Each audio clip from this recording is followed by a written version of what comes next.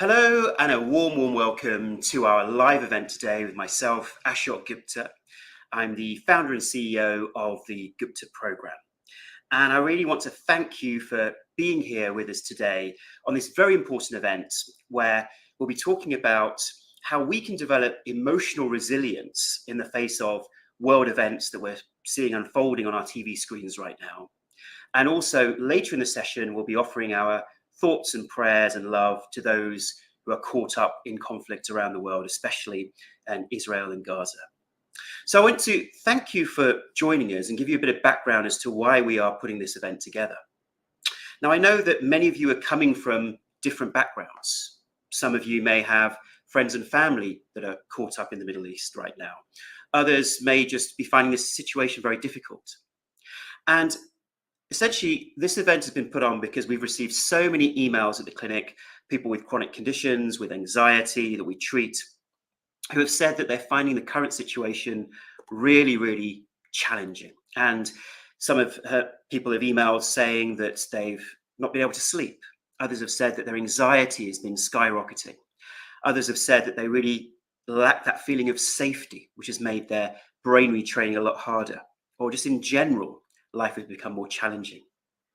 And I really want to address this today. So in the first half of today's sessions, we'll be looking at how the underlying psychology of why we react in this way to world events, what's going on within our physiology, within our brains, and what we can do about that. And then in the latter half of today's session, we will then go through our prayers and meditation for those innocent civilians caught up in the conflict. And as many of you know, within the Gupta program, we have free daily healing sessions on the app. And it's open to anyone, it's free. Essentially, you download the app, search Gupta program on the App Store or Play Store, and we have daily sessions Monday to Friday at 10 a.m. Eastern, and that's 3 p.m. UK, 4 p.m. Europe, where we have some breathing, some meditation, and it's in a group. We have hundreds of people joining us each day. So if that's something you could benefit from, please do download the app or tell friends and family about this, especially with the current situation. That daily healing, that daily relaxation is incredibly important. And before we go into today's session, let's just take a moment to breathe and center ourselves, because I know many of you once again, are finding the current situation very challenging. You may be experiencing stress, anxiety, and all those types of symptoms. And therefore, let's just take a moment to breathe and center. So let's close our eyes. And let's take a slow, deep breath in from the stomach.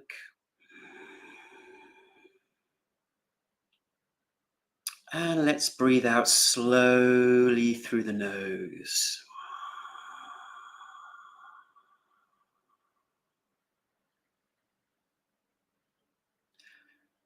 Once again, a deep breath in from the stomach.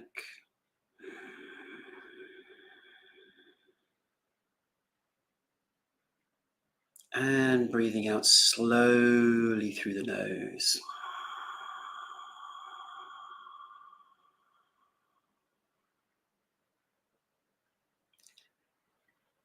And keeping our eyes closed, we can center ourselves by grounding ourselves within our bodies, by really connecting to our feet on the floor right now. Just feeling grounded with our feet on the floor and feeling that connection to Mother Earth.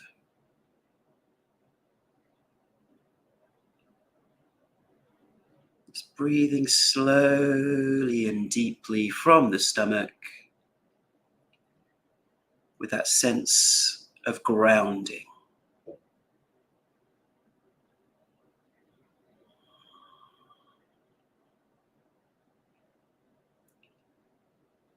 Just loosening consciously your shoulders, loosening your arms,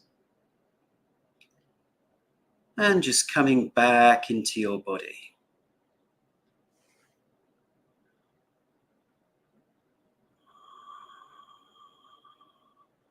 falling deep into your body. Connecting to the earth.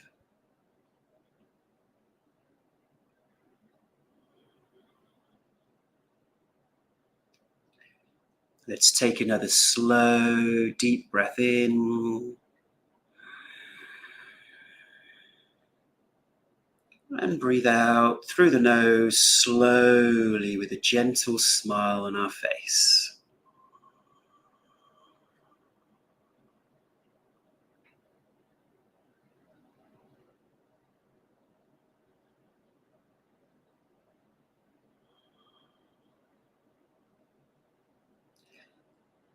And now, let's take in another energizing breath in. And breathing out slowly through the nose is coming back into your body, back into the room.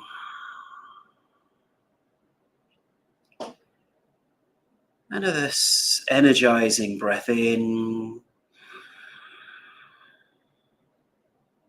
And breathing out.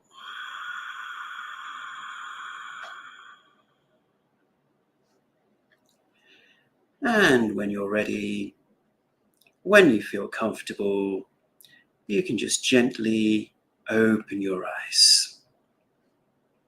Okay, welcome back everybody. So the first part of today, we're going to address our own emotional regulation and why that's important and how we can accomplish that given what's unfolding. And I know that we have many of our retrainers and friends who are tuning in directly from Israel and from Gaza. And I hope, especially for you, that this is comforting in some way, and in some way you can benefit from this despite what's going on around you. Now let's start off with the brain. Yeah? Our brain is wired for protection and survival. That is its priority. It's not directly wired for a feeling of safety. And as we know, in the modern era, we're finding that levels of anxiety and depression are skyrocketing around the world as a result of many different factors. And therefore, first, I want to validate what you're going through, that the emotions that you are experiencing, whether it be sadness, grief, fear, anger in a lot of cases, all of these emotions are perfectly normal and understandable when we are seeing what's unfolding on our TV screens. And there's nothing wrong with emotions. See, emotions indicate to us something that we want to change in our environment, or something that is either external that we can change, or it reflects something internal within ourselves that we can transform in some way. That might be a belief system. It might be an attachment that we have. And emotions indicate to us either something that's of real danger, something that we need to deal with, a fight or flight response, or if those emotions continue, it means there's something within ourselves that we can reflect on, observe, and let go. And so in normal cases, these emotions are quite valid and okay. The issue is sometimes these emotions continue and they get out of balance with the actual threat that's present. So we all know about the fight or flight response, that it's a physiological response that's designed for physical dangers. And yet in our modern era, we are bombarded with loads of negative images and messages, which then trigger that physiological fight or flight response, the cortisol, the adrenaline, which then keeps our nervous system highly stimulated. And many people have written in, as we've said, saying they can't sleep, they're experiencing anxiety, they can't cope with the situation. And it always reminds me, actually, when I once went horse riding, and I was riding the horse, and we were supposed to follow in a line, but my horse was very distractible, and it would go off and sniff some trees over here and go off in this direction and do something over here. And I had to keep pulling back the reins and allowing it to come back on the path that was set for us. Otherwise, the leader was saying, why is your horse going off in different directions? And in a similar way, our emotional mind is like the horse, and we are like the horse rider, the conscious mind or the intellect.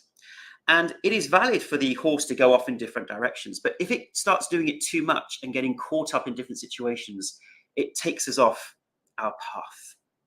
And therefore, sometimes in these situations, we have to observe what are the underlying beliefs which are making me dysregulated emotionally, making my nervous system be overstimulated. And let's come back to some evolutionary biology that really underpins this, I think. Our brains are designed to experience a level of empathy, and it's called an adaptive tribal state. So we all used to live in tribes, and so for 99.9% of our history, of human history, our civilization lived in small tribes. And in those tribes, it was important that we felt empathy for those around us. And during that history, we would only hear about bad things, so-called bad things, that would happen within our tribe. And we would feel empathy for those people that were going through that suffering so that we could support them. And that enabled tribes to succeed, to flourish. So we may think of the selfish gene and how each of us are supposed to be selfish, but actually that contradicts a lot of history we're now learning, which is that we lived in tribes and we were cooperative and we supported each other. And empathy is an adaptive strategy to support that. But remember that empathy was based upon the news that we would receive about around the 100 people around us in our tribe, let's say. But now that same brain that has evolved over millions of years is now exposed to the nightly news, to all the bad things that are happening around the world. And what is the news? The news is essentially, let's take all the bad stuff, let's feed it to you in 20 minutes with emotionally stirring videos. And this creates something called a maladaptive empath strategy, which essentially means that empathy, which is very normal and helps us survive, is now maladapted to our modern world. We are now receiving all the negative news from the world, and that part of us that is empathic now gets overstimulated more than it's designed to. And then what happens is this causes the cortisol, the adrenaline, which then creates the draining of our energy. Because the number one thing that drains us of energy is worry, anxiety, fear, depressive states. So it drains us of energy and it reduces our resilience to what is happening around us. And people who naturally would describe themselves as highly sensitive people, HSPs or empaths, they are particularly affected by this maladaptive empath strategy. And therefore, they will feel that they can become easily triggered by these types of events, especially if we have perhaps religious connections to the Middle East, or we have family and friends who are there, or indeed we may experience a lack of security in our own living experience. And therefore, it's recognizing that the news that we're watching is a vital part of this, and that's what's changed in the modern world. And therefore, when we resist what we're seeing, and we see so much of it, and we start doom scrolling, watching the news, 24-hour rolling news, we become addicted to it. This is not good for us at all. It's not designed for the way our brain has evolved. I mean, they've done studies where they found that just 14 minutes of watching news can actually increase our levels of anxiety, sadness, and cortisol in the body. Just 14 minutes of watching the news can do that. So I hope that helps us, as a starting point, clarify why we are having this overstimulation. It's this maladaptive empath strategy. And it doesn't help, because what help can we be to those who are suffering when our own nervous system is dysregulated? And it creates that feeling of a lack of safety for those around us and also for ourselves. How do we expect peace on earth if we don't have peace in our own minds? And therefore, this process of creating resilience within ourselves in the face of calamities is incredibly important. Let's take the example of a teacup and a teapot. Yeah? We're all seeing what's happening on our TV screens, and we may feel helpless, and we may feel, I want to do something. I want to support those in suffering. Yeah? So imagine their lives are like a teacup, and we are the teapot. And the teapot is always filled with tea first. Yeah? I'm English, so this is obviously the analogy that works for me. And so we want to be the teapot that is able to pour and support others around us. But if we ourselves are being drained of energy in these situations, we become empty. We become drained. We're not able to be there for others. And therefore, it doesn't help anyone. We become what we call a disempowered empath. And during the course of today's talk, I want to take us from being a disempowered empath to an empowered empath that can really be resilient in the face of what's unfolding and then be there for friends and family and people around us. But the starting point is that self-care. And so what causes this maladaptive empath strategy? What makes us suddenly feel so much empathy for what people are going through that we ourselves become highly affected and traumatized by these experiences? Well, there are three main belief systems that I notice in a lot of clients. And one of them is this idea that worrying is caring. We may watch the news, watch the suffering, see what people are going through, and feel that our worrying, our care, and watching that 24-hour news is somehow meaning that we are showing our support in some way. We're honoring them. And sometimes we may feel guilt for not caring enough for others' suffering. But the issue here is that nobody benefits from that. And that's a belief system that we have. And therefore, I want you to consider the possibility that worrying isn't caring, actually, and won't help. And what's more of a priority, all love starts with self-love. That self-love and self-care is a starting point to being an empowered empath and being there for others around us in whatever capacity. And when we make that shift, when we recognize, oh yes, I am watching the 24-hour news because at a deep subconscious level, I believe that that's supporting and caring for those around me and those in Gaza and Israel. Whereas actually, I wonder if we can challenge that particular belief. And one way that we can do that is, let's just take a moment now to embody a new belief that we choose in that particular arena. So rather than worrying is caring, and I need to watch all of this to show that I care, how can we actually pull into our own self-care? So let's just take a moment to close our eyes. Let's take a slow, deep breath in from the stomach. And breathe out.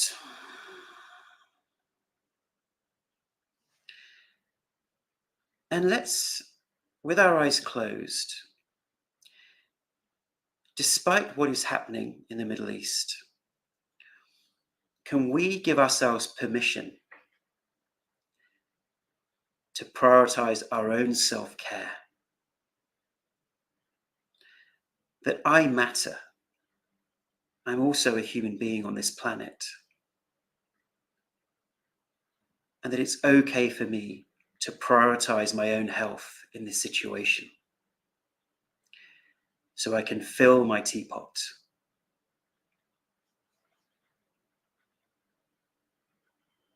Just take a moment to sink into that new belief system of prioritizing self-care.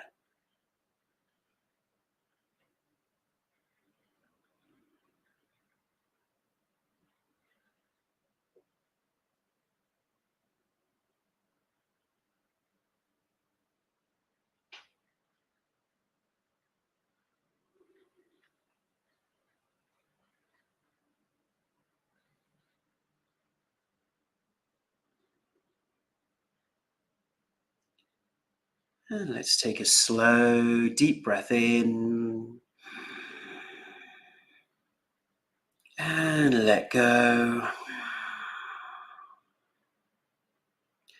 Another deep breath to embody self-care.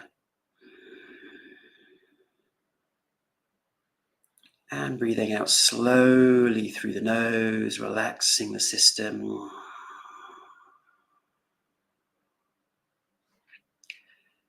And when we're ready, we can open our eyes.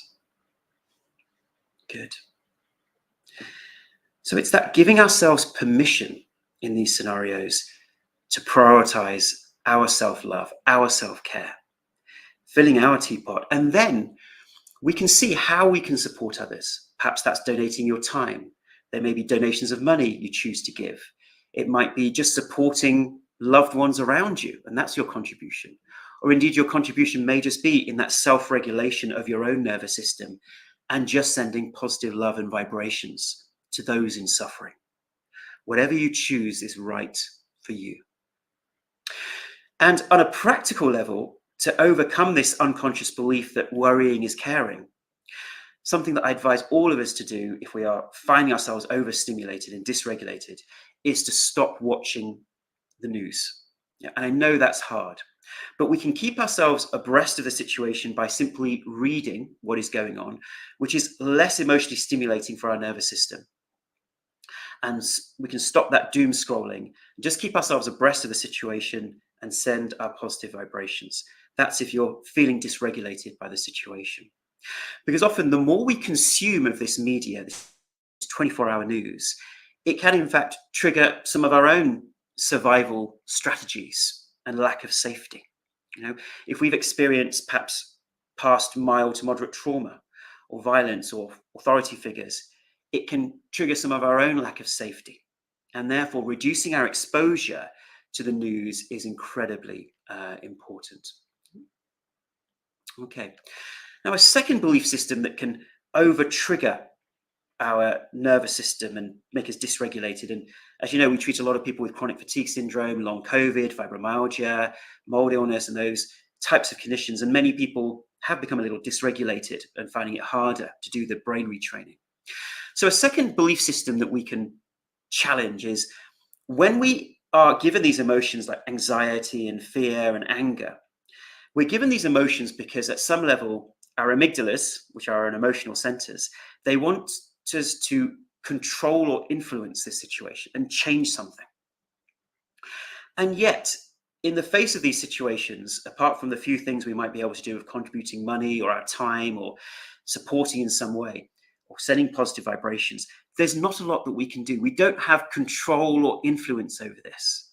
Even world leaders and politicians have little influence over this. And therefore, it's letting go of that belief that I can somehow influence or control this, because that creates a sick feeling within us that I can't do anything. I feel helpless in the face of this, which also drains our resilience. Instead, it's letting go of that control. And something that some of you may find controversial is this idea of the grief cycle, that many of us are experiencing grief right now. And let me just share a slide actually around the grief cycle that some of you may find useful.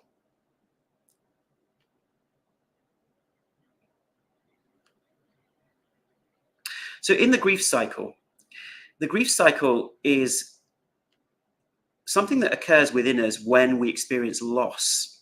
And some of that loss is the loss of normal functioning of the world. And we can be in shock and denial, like on the left-hand side, when these things occur.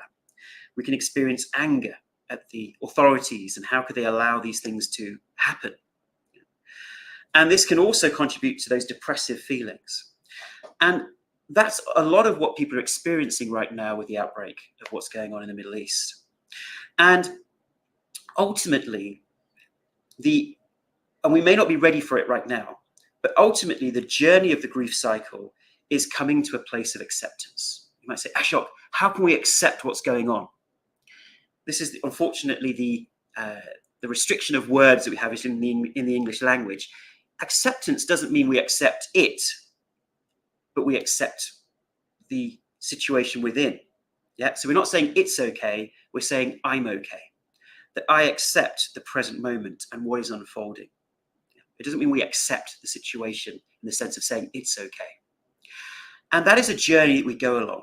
And that acceptance is important because it moves us from this idea that we can control or influence the situation to a sense of I accept the present moment.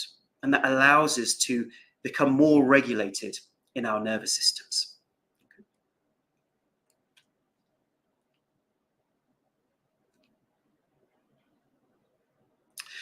And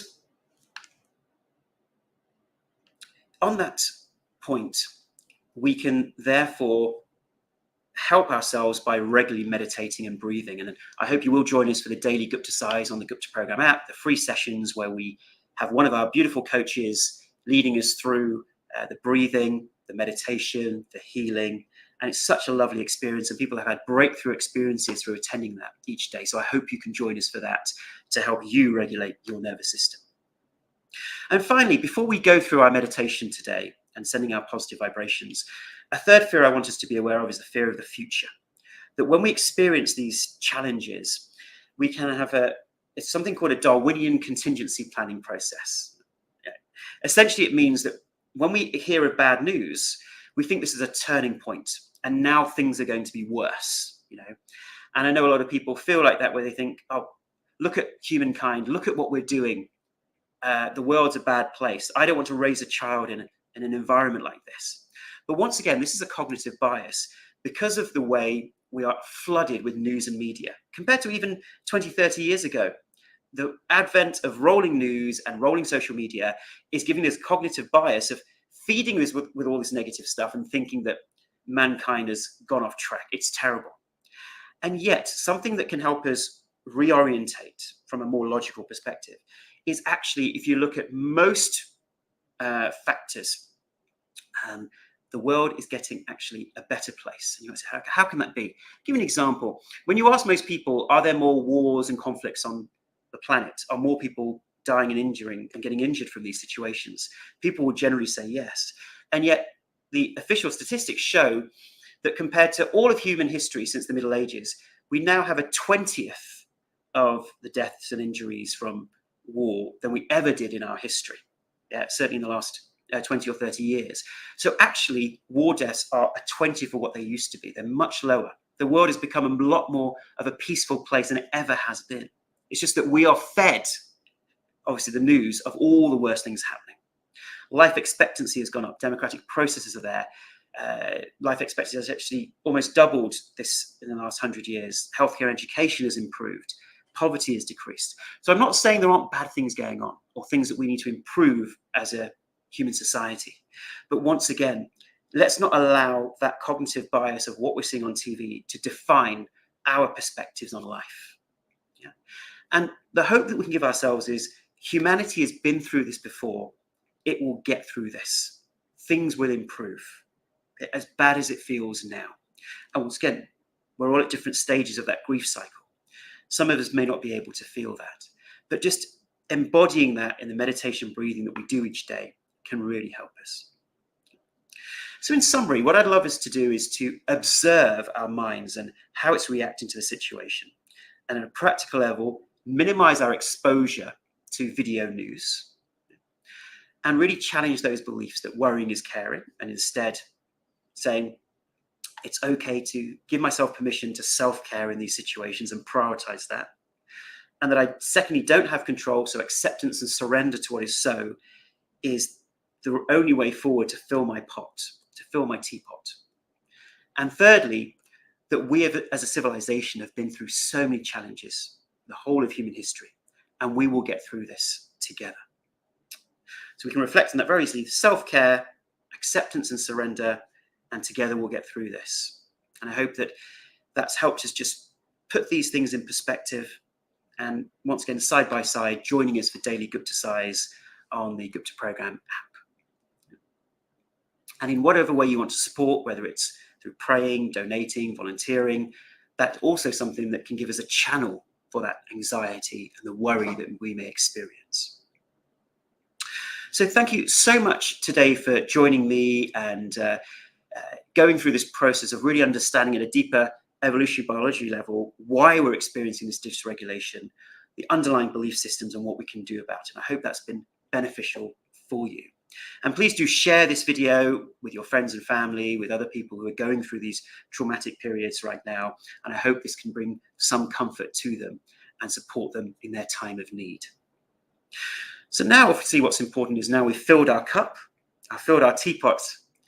We can now be in a better state, a resilient state, to then offer our positive vibrations to those in the Middle East.